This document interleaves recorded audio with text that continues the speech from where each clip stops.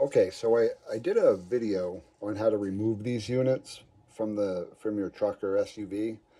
But I've had a lot of comments on how to replace the bulb in this unit, and you don't have to take the whole unit off like in my video.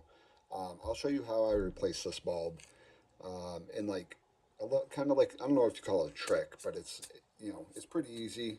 But I'll show you what I do. First of all, right here, on this, or in any of yours, they might be in a little different spot here. There's a little notch on the lens, and what you got to do is you got to stick. I use a knife. You could put a small screwdriver in there, but you stick the screwdriver or the knife in that little section, and you just pry, just like that. You pry on that spot, and what that'll do, actually, I think you can see. Let's see here. Yeah, there's the notch right there. So you pry up on that spot, and then it pops the lens out of this little circular unit here. Now, what a lot of people do is they try to get like some small needle nose pliers and stick them in here. Try to hit the bulb, but the problem is you just keep on slipping. It keeps on slipping off the bulb. So what I do is this little reflective cup here. Just kind of stick. There you go. That one came out really easy. They don't really come out as easy as that.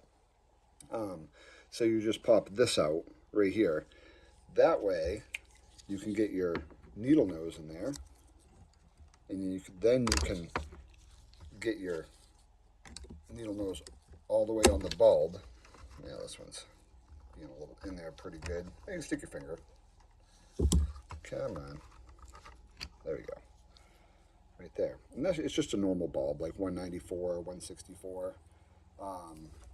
Right in there, you can see the socket.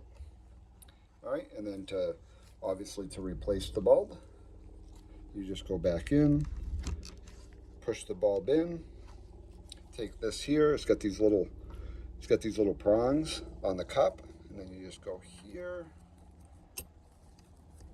push that back in so it kind of locks into these little spots. And there, you got to turn it so you can find them spots. Come on, where are you? That's the problem about taking that little metal cup out. You got to place it back in correctly. There we go. All right, so that locked in there. Then you take your lens, just set it in there, and then that pops back in, and then you're good to go. So it's actually really easy. You can do it with it on the vehicle. This video is definitely going to help. Don't forget to like and subscribe. Helps the channel out a lot. But yeah, wonderful.